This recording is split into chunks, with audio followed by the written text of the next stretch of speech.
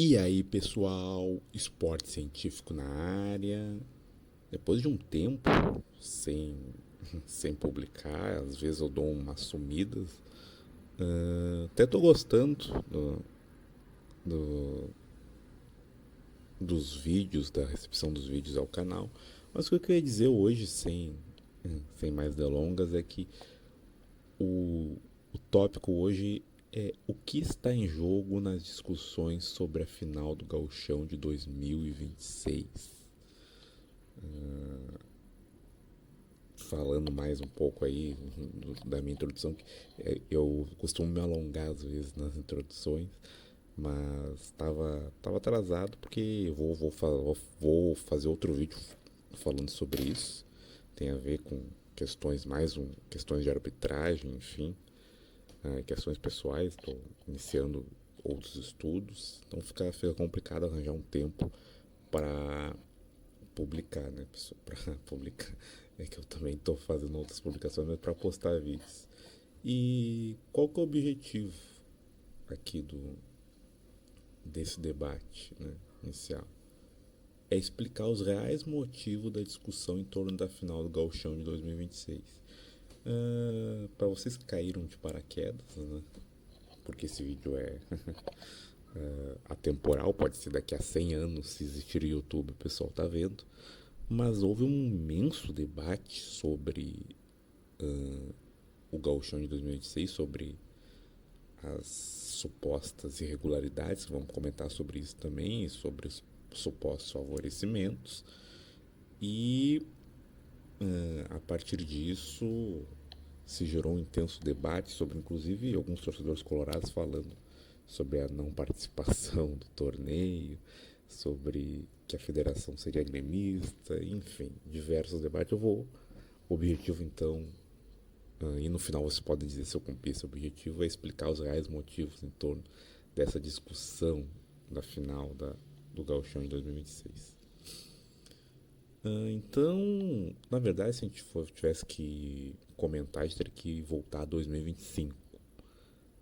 Porque em 2025 o Grêmio teve um gol contra o Juventude antes da prorrogação. Na verdade, no jogo de ida já teve uma polêmica de um pênalti do Grêmio. Não, não foi dado um pênalti ao Grêmio, segundo os torcedores do Grêmio. E no jogo de volta, num gol de bicicleta, teve uma grande polêmica, que eu já comentei aqui, de certo modo, no vídeo das regras, mas teve uma grande polêmica num gol de bicicleta do Grêmio, que supostamente teria atingido o zagueiro do Juventude. Eu estou falando zagueiro porque eu agora nem lembro o nome do jogador do Juventude. E desde então seguiu essas polêmicas e agora novamente na semifinal, novamente contra o Juventude, houve um erro aqui, um erro mesmo na cobrança do Pavon. O Pavon é um jogador do Grêmio que não é lateral. Aliás, ele está jogando na lateral, mas ele não é. Ele era um atacante e foi improvisado na lateral do Grêmio. Por falta de peça, enfim, o treinador Luiz Castro improvisou ele. E aqui no jogo contra o Juventude, quando sai o gol, né, do Grêmio, o gol dos. Acho que até o zagueiro do Grêmio, o Vieri, que faz o gol. Após o gol, é mostrado isso que em campo, detalhe, né? Em campo ninguém reclamou, mas é mostrado que é uma cobrança regular aqui do Pavon. Já vimos isso nas regras, pessoal. Mas eu só faço um parênteses antes. Eu diria que 30% mais ou menos das cobranças são irregulares, não nesse nível, né? Que foi um nível um pouco mais assintoso, mas são muito irregulares as cobranças. E no caso aqui do Pavon, mostra, né, a inabilidade dele em alguns fundamentos básicos da lateral, mas outro é que, enfim, foi de fato um erro, mas e o assistente nem o assistente estava olhando para frente, olhando para a área. E foi muito cobrado essa questão. Tanto que nos jogos da final eu via o assistente muito ligado nisso. Inclusive na finalíssima, no jogo de volta do Beira Rio, o Klein reverteu uma lateral do mesmo Pavon. Então é isso. Aqui é um erro claro mesmo. Só que, enfim, os jogadores em campo não se ligaram, na transmissão em campo não apontou nada, isso foi visto só depois. Foi no outro dia, né? Mas foi tido como um escândalo. Principalmente, obviamente, para a torcida do Inter, mais que a do Juventude, pelo que eu vi, inclusive. Faço ressalva, né, que não, a torcida do Juventude, por ser menor e por ter menos protagonismo, inclusive em transmissões, mas eu vi menos reclamações da torcida do Juventude que a do Inter. Inclusive porque esse lance foi posteriormente, né? Foi visto por todos posteriormente. E aí, afinal, o Grêmio e Inter, mais uma vez, afinal, e recheada de mais confusões. No jogo de ida, o Grêmio venceu por 3-0, mas foi muito reclamado no jogo de ida uma cotovelada do. Eu falo que até é uma suposta cotovelada do Arthur no Borré. E assim, não posso mostrar o lance aqui, né? Porque, enfim, eu tenho outro canal do YouTube até que já deu várias tretas por questão de imagem, então não posso mostrar aqui, mas vocês colocarem aí cotovelada, Borré, Arthur, vão ver. Assim, é muito. Quem está vendo esse vídeo agora é muito difícil não saber do lance que eu estou falando. Só ainda ressaltar, né? O pessoal que não me conhece, tá vendo aqui, eu fiz o curso de árbitro, pessoal. Aquela cotovelada do Arthur no Borré, olha, a maioria dos árbitros, e eu confirmo que aquilo ali no máximo seria para amarelo. Mas os colorados afirmavam que tinha que ter uma expulsão. E também teve, eu não tá escrito aqui, mas nesse mesmo jogo teve uma reclamação da vantagem. Que o Inter perdeu a bola na vantagem e reclamou de um gol que oriundo dessa vantagem. E no jogo de volta, enfim, nesse jogo de ida já teve muitas reclamações, principalmente por causa desse lance do Arthur, né? E no jogo de volta o Inter já foi condicionado, mas mas vou comentar aqui além depois eu volto no slide anterior. Então, aqui um lance no início do jogo, no jogo de volta do Beira-Rio, lance do Ronaldo no Amuzu, que e teve mais um lance assim no jogo, pessoal. O Inter já foi condicionado à partida. E aqui vão, talvez, eu sei que no Rio Grande do Sul é muito forte essa questão da grenalização de diversos assuntos. Então, alguns colorados podem dizer: ah, tá vendo aí, ó. Aí, mais um gremista aí, ó. Mais um corintiano, talvez. Ou qualquer outro time que o Inter tem polêmicas com a arbitragem. Mas assim, gente, por que eu estou dizendo que o Inter foi condicionado? Eu vou concluir isso posteriormente. Mas teve, além de mais um lance assim no jogo, porque era tudo o que o Inter queria, após ter perdido de 3-0 no primeiro jogo, tudo que o Inter queria era ter uma justificativa que foi roubado. Por quê? E ele conseguiu isso. Porque esse lance assim, o jogador sabe que vai expulsão. Foi o que muitos falaram, inclusive do Arthur no jogo de ida. O Rafael Sobis foi um desses. Segundo o Rafael Sobis, ele disse que conversou com todos os jogadores e disse que aquele lance é para expulsão. Eu entendi o que ele falou. Eu entendi. Primeiro, ele conversou com todos os jogadores, não com os árbitros, né? Então, ao menos, eu entendi o que o Sobis falou no sentido de que o Arthur foi para maldade naquele lance. E pode ter sido. Pode ter sido. E aí você pode dizer, mas então se ele foi pra maldade, ele poderia ter sido expulso. Aí qualquer imagem ela não analisa a maldade. E aí agora eu vou entrar no embrolho. Então por que tu acha que essa aí foi maldade do Ronaldo? Primeiro porque já teve um lance antes, né? Infelizmente eu não achei esse lance aqui pra mostrar. E esse não foi comentado muito. Mas o Inter já foi condicionado assim, porque essa cotovelada aqui, que o jogador, segundo o Sobs aí comentando, o jogador sabe que seria para expulsão, ele queria a narrativa completa. Ao ser expulso, dizer, ó, no jogo de ida teve o mesmo lance e o árbitro não expulsou. E agora, quando é contra nós, o árbitro vai lá e expulsa.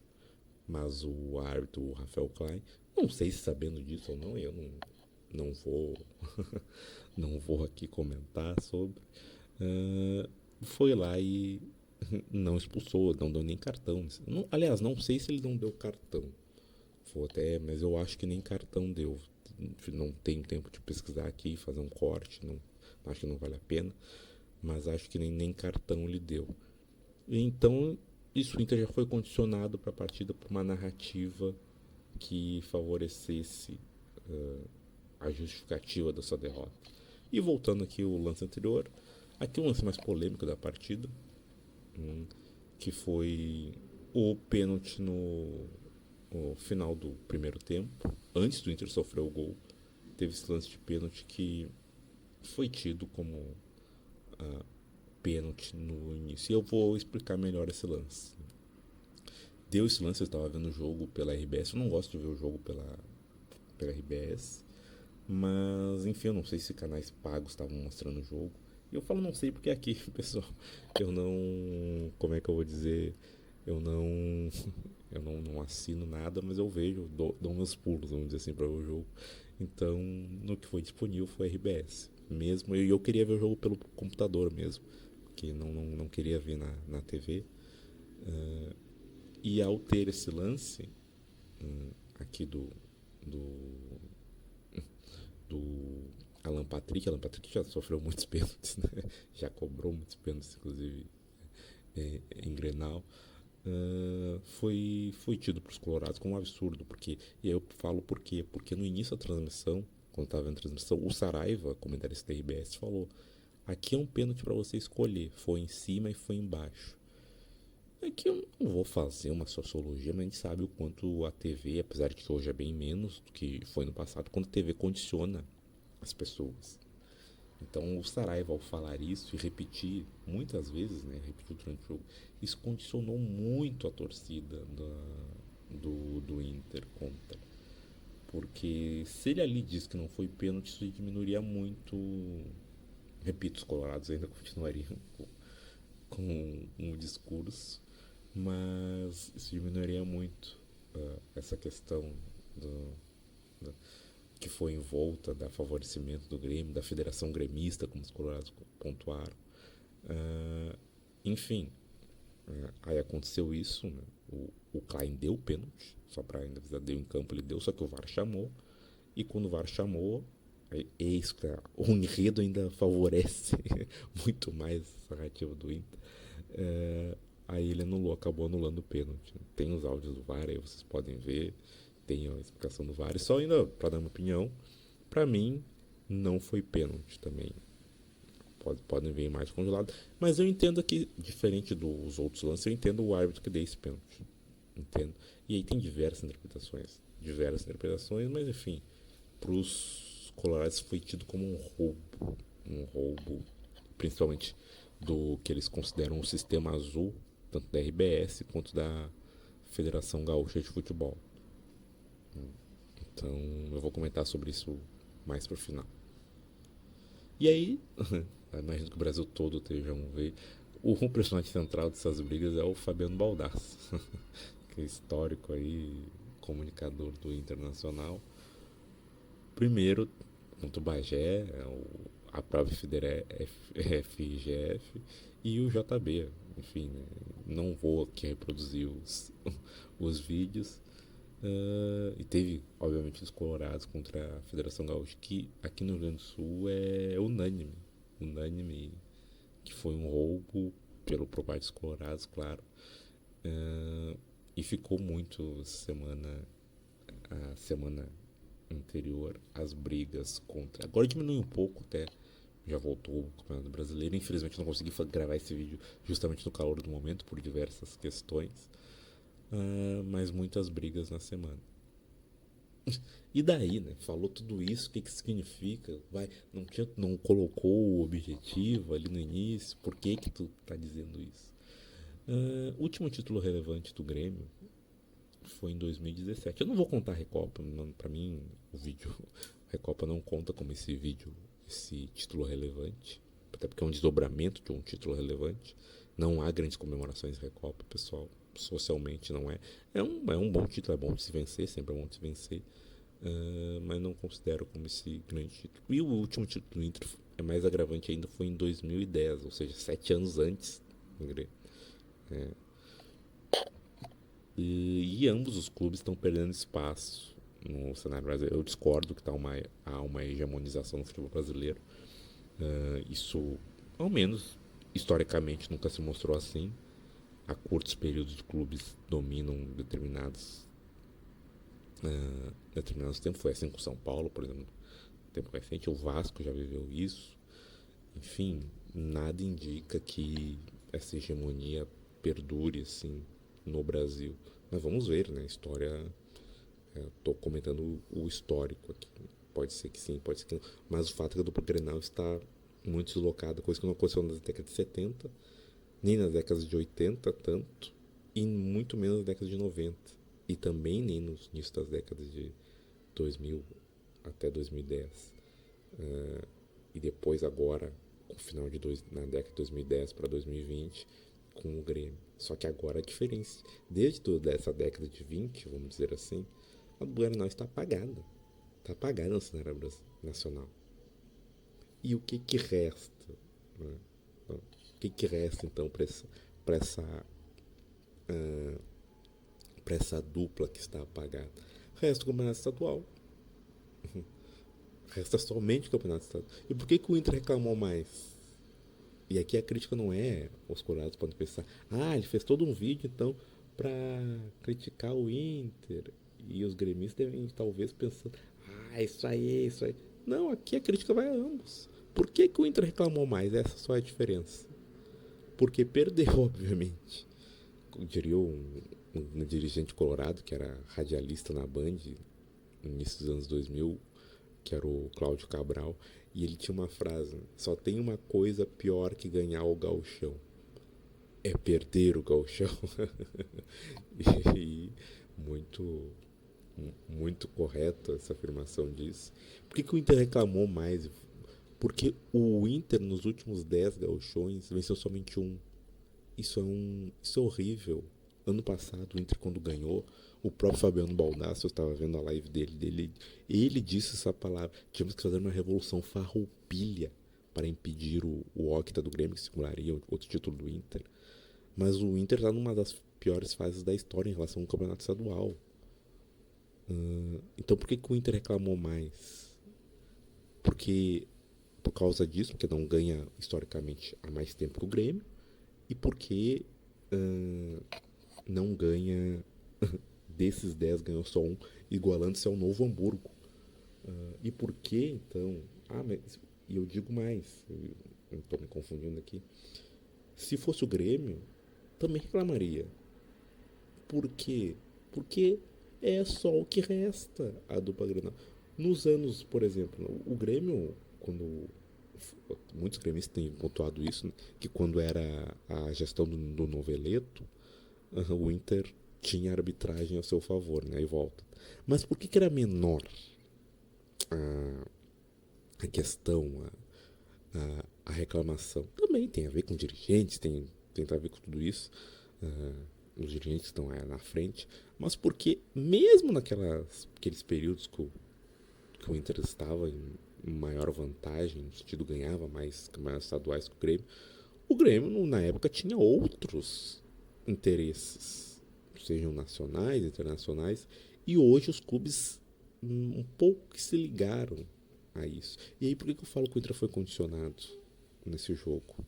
Porque esse, tanto pro Grêmio como pro Inter, era o título do ano das ambas equipes.